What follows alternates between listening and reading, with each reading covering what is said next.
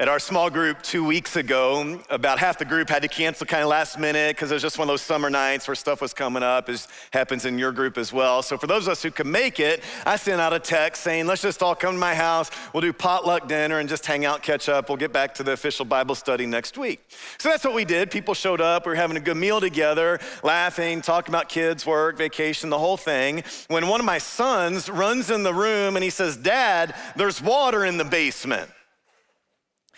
I thought he meant maybe a toilet had overflowed. Now, there was a storm going on outside, but I kind of brushed him off, and he said, "No, Dad, there's water in the basement." So we go downstairs, and we can't figure out what's going on at first, but in our finished basement, about 3 different places, there is water actively seeping out from under the drywall, creating puddles, and eventually a 3-inch pool throughout my entire basement.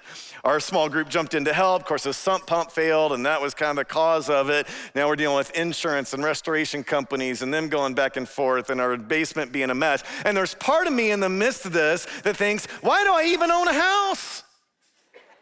I don't want to deal with this. Like, I rented before I bought this house, and I didn't have to deal with it when the furnace of that house broke. The owner had to foot the bill, and my life went on as normal. Maybe I should just go back to that, and I never have to deal with anything like this again. Don't you feel like that sometimes? Like you lose one tennis match, you think, I'm quitting tennis. Or you do bad on that one test and think, I don't know anything about biology. Or you don't land the one deal and think, I should just get out of the career of sales, I'm no good at it. A lot of people do that with church. They have one legitimate bad church experience. They get burned or hurt in a legitimate, painful way, and they say, I just should give up on the whole thing altogether.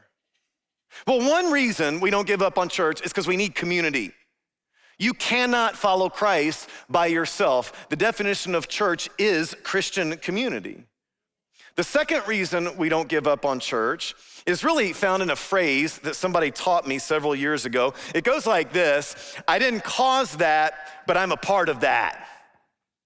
I didn't cause that, but I'm a part of that. So whenever someone gets baptized in our church, I didn't cause that, but I'm a part of that.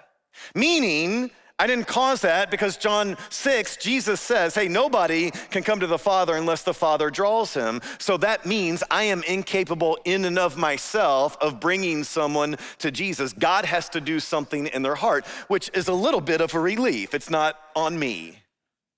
At the same time, the Apostle Paul's favorite analogy for the church is a body. And he says over and over, 1 Corinthians 12 being one place, that the church is a body, all its members are needed. There is no part that is unneeded, which means whenever anything good happens in the church, I'm a part of that. I didn't cause that, John 6, but I'm a part of that, 1 Corinthians 12.